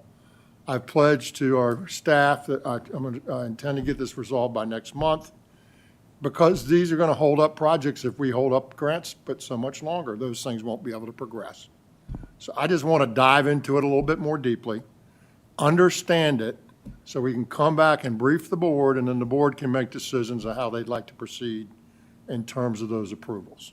And again, it could be have our staff have at it and just give us a report. It could be give us a report in advance and let us decide. It could be all sorts of things, but we weren't prepared to address that in a fulsome way today. So I stopped a number of transfers. So they were taken out of your report, and they're not in here for today. But our intention is to bring them back to tomorrow. And I apologize to the staff, because this is a really complicated sort of process of fitting puzzle pieces together that have different restrictions and different times and all sorts of different things. And they're just trying to get work done and get the projects moving. So the intentions are all good here. But I think it's important that the board have full transparency and they get to weigh in on the policies that we use in terms of allocating money. If you remember, in the old days, that's like how everything was done. We just sat in a room and decided what projects were getting done. And we don't do that anymore for good reason, and we get much better results the way we're doing it today. And so that's where we are. So you will have noticed that in what you got a couple days ago was changed overnight, and some of those transfers were removed. We will bring them back in April, hopefully with a process recommended to you so that we can move forward and we won't have more than a month's delay. Any questions about that? Mr. Secretary, Yes, sir. are these carbon grants, are they geographic specific? Some are. And so part of the, and they're not just carbon grants, there's others as well. But some of them are so specific they can only go one place. And in those cases, I think we ought to have a policy that says, if they can only go one place, put them in one place, right? But if they can go 28 places, I think we need to know that before we decide, before we just see it on a piece of paper and just agree to it because we don't understand. So yes, and a bunch of them are geographic by population size restricted. But there's other grants other than the carbon grants we're doing the same things with. So again, I think it was a good intention, efficiency process. I just want the board to have eyes on it, so we can't come back later and say, we didn't know, we didn't understand that, right? It seemed like more de rigueur than something we had lots of options with. So does that answer your question, sir? Okay. Anyone else? So apologies to Ms. Pryor, I put her through a bit of a fire drill yesterday, she and her team, and she's fantastic, and I hate to do that, but I thought it was the right thing to do. So Ms. Pryor, with that, will you please continue? Thank you, Mr. Secretary. I appreciate that explanation. With that said, before you is the revised transfer report, and I recommend your approval. That's why we love her. So moved. The train is gone. Mr. Lawson moves, Mr. Davis seconds. Is there further discussion? Oh, Mr. Good did, I'm sorry. Is there further discussion? Thank you, sir. All in favor, say aye. Aye. All opposed, say no. Are there any abstentions? Thank you, Ms. Pryor. Next is item number 5, action on rail industrial access, Hitachi Energy in Halifax County, located within the Lynchburg District. Mr. Todd. Mr. Secretary, members of the board, thank you for having me again this afternoon. Hitachi Energy has applied for $175,000 of rail industrial access funding, supporting their $26 million investment in Virginia, creating 100 new jobs. Their application exceeds the minimum scoring criteria, and therefore we recommend your approval. Is there any comments or questions? Motion to approve. Ms. Green moves. Ms. Sellers seconds. Is there further discussion? All in favor say aye. Aye. All opposed say no. Any abstentions? Thank you, Mr. Todd. Thank you. Appreciate it. Not Mr. Coker. I'm a little taller than he. Mr. Coker had so much fun that he delegated upwards. He's a smart man, sir. Yes. Mr. Thrasher, thank you for Sir. being here, sir. Sir, members of the board, today I bring you 12 projects for bid. Normally, Mr. Coker would be doing these, but 5 of these projects are paving projects that have a single bidder. In our last meeting in January, there was some discussion on that. So I thought I would come in and bring some more oversight to these types of projects. So first and foremost, these jobs are $5 million or more asphalt projects. That's the more complex, the larger types of projects that we have a selective clientele for the contractors that we have. There's limited competition in these geographical areas, and that's just the nature of the beast. We have batch plants. We don't tell them where to put them. They put their batch plants where they think it's the most economical and the best for their business. We've had an overall increase in work over the last several years, a substantial increase in work. So contracts we would have gotten more than one bid on, contractors now are only going with one single bid. They don't need the work. Also, this is the point of our year where 95 to 97% of our contracts are out, and that means that the contractors already have the work that they're going to do, so they're very selective about the type of work that they go after. So, Mr. Secretary, if you would bear with me a little bit, this will be a little bit different, but I think we'll get through it. Please, sir. So first up is order number 141, Smith and Washington Counties. It's plants mix job. We had 2 bidders. The low bid was in within range of the evaluative estimate. The contractor is W&L Construction, and the bid was $5.5 million. We think it's a good bid and recommend approval. Comments or questions? Is there a motion to approve? Secretary, I move approval. Mr. Folks moves. Is there a second? Ms. Dunlap seconds. Is there further discussion? All in favor say aye. Aye. All opposed say no. Are there any abstentions? Thank you very much. Before you continue, let me just add some flavor to, and I've done this before, but I'll continue to remind you. A few years back, 6 years back, I think, 7 years back, we had a small subcommittee of this board that worked very hard on trying to make sure that the estimating that we were doing gave us the proper guardrails on which to make these decisions.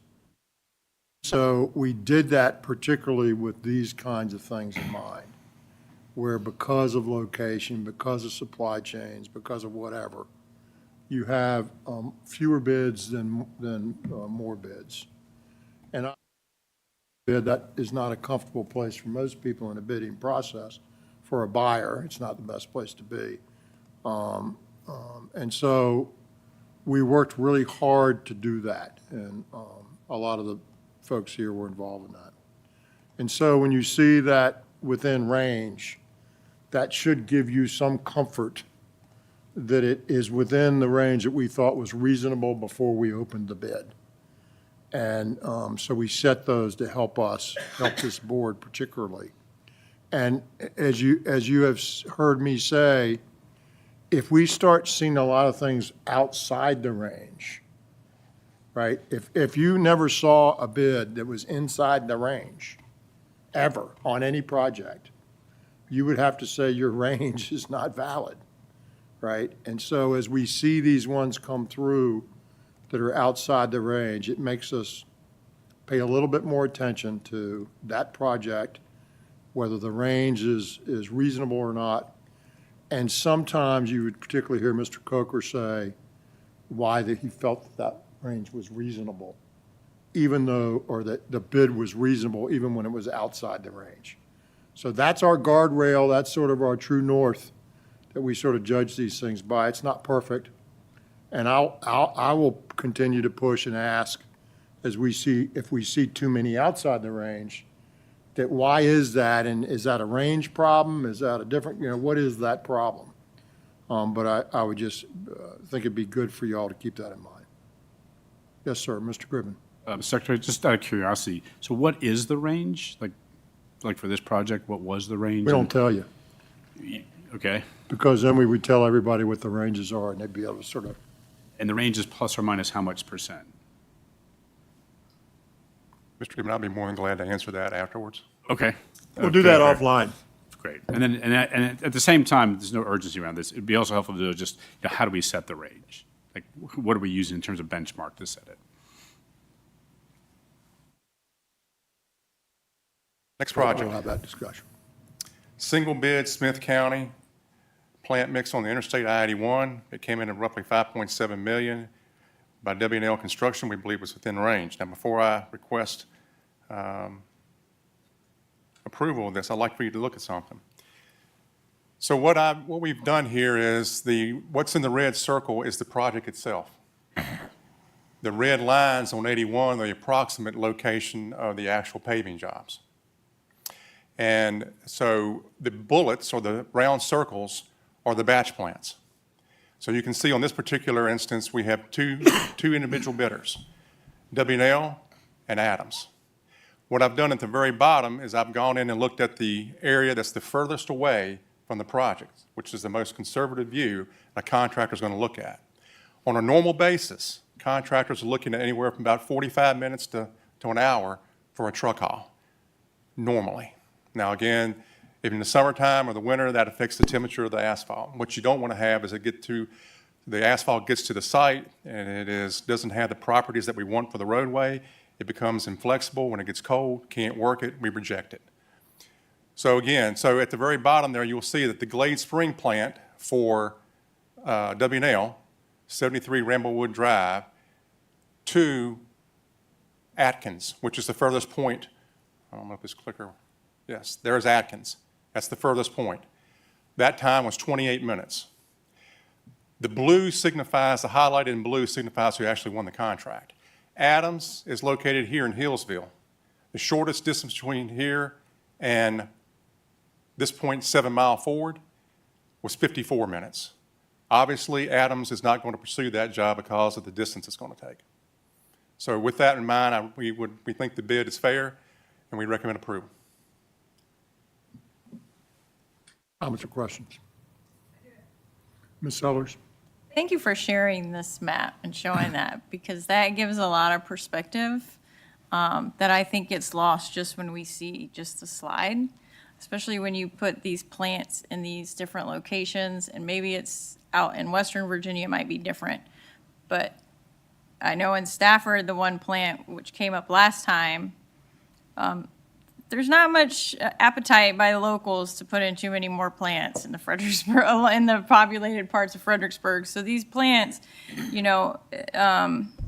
expanding them or putting in new plants is very hard to get through local governments. And I don't know if people maybe recognize that in the same way that somebody who's been on a board of supervisors or a planning commission or presented before a board of supervisors, maybe on behalf of these applicants, would know. But these are not, these plants are loud, they're dirty, they have trucks with beeping things on them, and none of their neighbors like them. So, putting this up here and showing the distance gives a lot of perspective and that nuance that isn't captured when you just give us the slide, so thank you. Thank you. Yeah, they're hard to get permitted, Very hard. and a lot of people don't like them. And we don't determine where they are. although, you know, whenever you're in government, if you're like me in government, we're gonna defer, we're going to point towards the private sector for everything. But if the private sector won't deliver it, then you start looking at public sector solutions. And like if nobody would put a plant in Virginia, we got none, we'd have to do something. But supply and demand generally works, but understand the supply is heavily impacted by regulation and by local governments.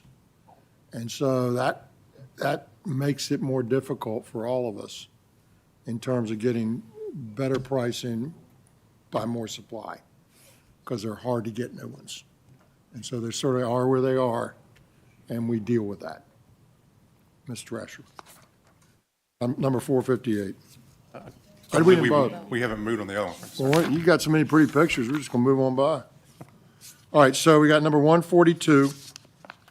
We had a motion and we didn't have a motion in a second? I so moved, Mr. And I got all confused. Mr. Folks moved, Dr. Smoot second. All right, I'm back on track. Is there further discussion? All in favor say aye. Aye. All opposed say no. With any abstentions? Thank you. Number 458. So the next one is a plant mix interstate in Goochland and Henrico counties on I-64. We had two bids. The low bid was approximately $6.4 million by Alan Myers. It's within the evaluated estimate range. We consider it a good bid, and we ask for your approval. Secretary, I move approval. Davis moves, Ms. Sellers seconds. Is there further discussion? All in favor say aye. Aye. All opposed say no. Are there any abstentions? Order number 649. Sir, this is a plant mix on the interstate in Caroline, Stafford, Spotsylvania counties. We had three bidders. The low bid was $5.1 million with Virginia Paving. It was within the evaluated estimate range. We consider it a good bid and request your approval. Sellers moves. Is there a second? Second. Mr. Davis seconds. Is there further discussion? All in favor say aye. Aye. All opposed say no. Any abstentions? Thank you very much. Item number 864 in Stanton District.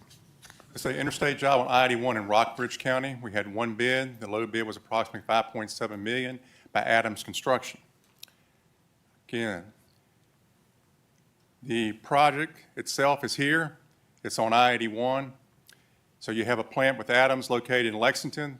The closest large-scale plant we have besides that is Superior. So I took the exit that's on the furthest away, which would be here, the Natural Bridge exit, exit 175 off 81. Adams was roughly 14 minutes away compared to 55 minutes for Superior. Obviously, that's the reason why we got one bid, or one of the reasons. We consider it to be a good bid, and we would request your approval. Is there a motion to approve? So moved. Mr. Laird moves, Mr. Coleman seconds. Is there further discussion? All in favor say aye. Aye. All opposed say no. Are there any abstentions? Thank you very much. Item number 865. Again, a plant mix on I-81, Rockbridge County. This project is north of the one that I showed you earlier. Low bid was 5.8 by Adams. It's within the evaluated estimate range. So here's the project here, north of the one we showed earlier. So took two different points. Buena Vista, which is off of I-81 here, and then Maple Hall, which is up here, 195 exit. So you look at those, both of those, 44 minutes, 49 minutes for Superior. Obviously, Adams is much quicker on being able to get to that project. Chairman, I move approval. Good moves. Mr. Laird seconds. Is there further discussion? All in favor say aye. Aye. Opposed say no. Any abstentions? Thank you very much. Order number 259. Sir, this is a Giles Carroll County primary mix. The low bid was $5.8 million by Adams Construction, which is within the evaluated estimate range. This is in one of the more remote areas for us. It's outside of Hillsville. Here's the projects. You can see two different areas here. One is on Hillsville itself, and and the other is Dougspur, Virginia, located here. The distances were taken below. Adams is, again, closer to this particular project than W&L or the Withville plant. We believe it represents good value, and we recommend approval. Move approval. Dr. Smoot moves. Ms. Dunlop seconds. Is there further discussion? All in favor, say aye. Aye. All opposed, say no. Are there any abstentions? Thank you very much. Order number 967. Sir, it's a plant mix on primaries in Prince William and Loudoun counties. We had 3 bidders. The low bid was approximately $5 million by Superior. We believe it's within range, represents good value, and we request your approval. Is there a motion to approve? So moved. Mr. Gribbin moves, Ms. Sellers seconds. Is there further discussion? All in favor, say aye. Aye. Opposed, say no. Any abstentions? Thank you very much. Order 981. Sir, plant mix on the interstate system in Arlington, Prince William, and Fairfax counties. We had 4 bidders. The low bid was approximately $5.8 million by Virginia Paving. It's within the evaluated investment range. We recommend approval. Your motion to approve? So moved. Mr. Gribbin. Ms. Sellers seconds. Is there further discussion? All in favor, say aye. Aye. Opposed, say no. Any abstentions? Thank you very much. Item number 145 in Bristol. Sir, this is a plant mix on primaries, Grayson, Wythe, and Bland counties. The low bid was approximately $6.9 million by W&L Construction. Again, here you can see the area of the work within the red circle. We took 2 different geographical positions, Bastion, Virginia, which is located up here, as well as Ceres, located here in the western end, ran the distances on them. W&L was closer to the projects, to the worst-case scenario than Adams. We think it represents good value, and we recommend approval. Is there a motion to approve? Secretary, I move approval. Mr. Folks moves. Second. Mr. Coleman seconds. Is there further discussion? All in favor, say aye. Aye. Opposed, say no. Any abstentions? Thank you. Order number 983. Sir, 2025 plant mix primary in Arlington and Fairfax counties. We had 4 bids. The low bid was approximately $5.7 million by Allen Myers. We think it represents, it's within the range of the evaluated investment. We believe it represents good value and recommend approval. So moved. Gribbin moves. Ms. Sellers seconds. Ms. Green seconds. Is there further discussion? All in favor, say aye. Aye. All opposed, say no. Are there any abstentions? Thank you very much. And our final one, number DB 120 in the Salem District. Sir, this is Route 58 Vesta. It's a design-build project in Patrick County. We had 3 bidders. The best value bid came in at approximately $165 million within our range. We believe it represents good value, and we recommend approval. Your Move motion- approval. Dr. Smoot moves. Is there a second? Ms. Sellers seconds. Is there further discussion? A question on the size of this? Big job. Yeah. So what is this? It's a small project for you in Northern Virginia. This is on Route 58. It is mainly a rock job, but it's on 58. It's a couple miles there that we're actually widening from 2 to 4 lanes. Very remote area, Virginia. 4.5 miles, is that right? Yes. Yeah. Question, Mr. Secretary. Sir. Have we looked Mr. at the area where is this the same part of the road that was completely wiped out? No, sir. Okay, That's in Damascus. okay. Is that underway, or? Yes, sir. Okay. We can have some comments about that in a second. Thank you. All right, so do we have a motion and a second? We have a motion and a second. Any further discussion? All in favor, say aye. Aye. All opposed, say no. Are there any abstentions? Thank you, Mr. Thrasher. Appreciate it very much. I will ask the commissioner to give us a little bit of an update, since the question was asked on 58 and the 3-mile stretch down in Damascus that was basically wiped out in Hurricane Helene. Commissioner.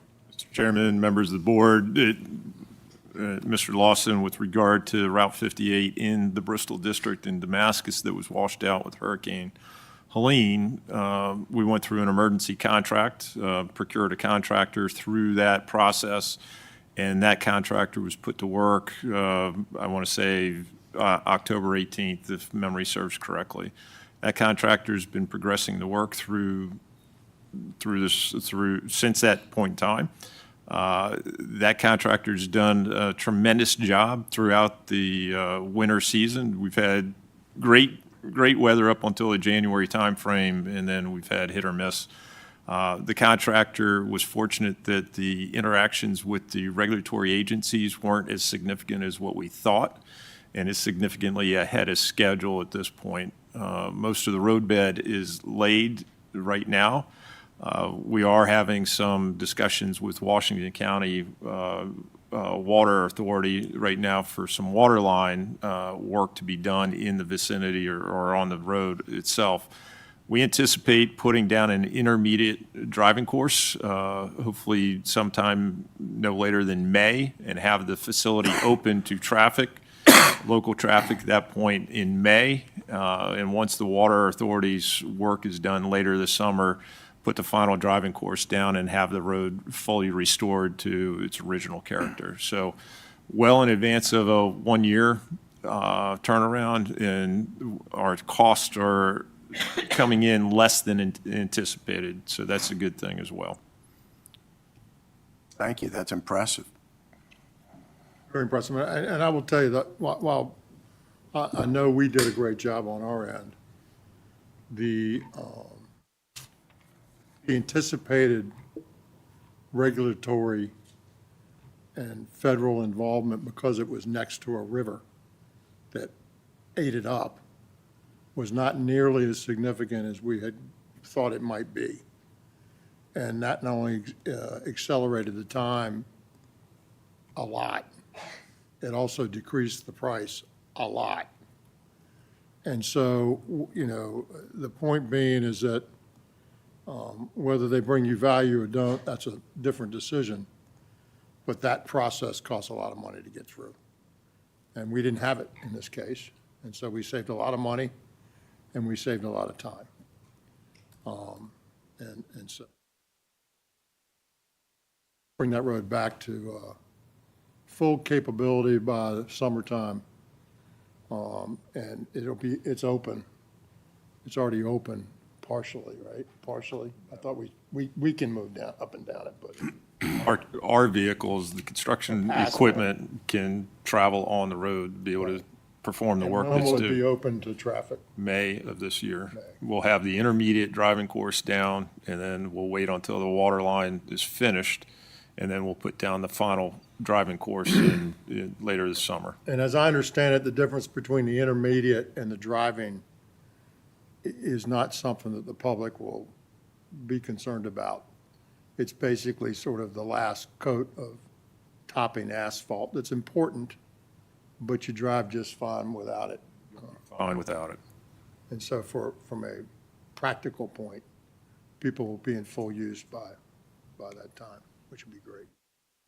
Good work, sir. All right, that concludes the meeting today. I'll remind you of one thing. If you're not where you want to go by midnight, stay where you are. Have a great day. Thank you so much for all you do. This meeting's adjourned. I heard. I don't.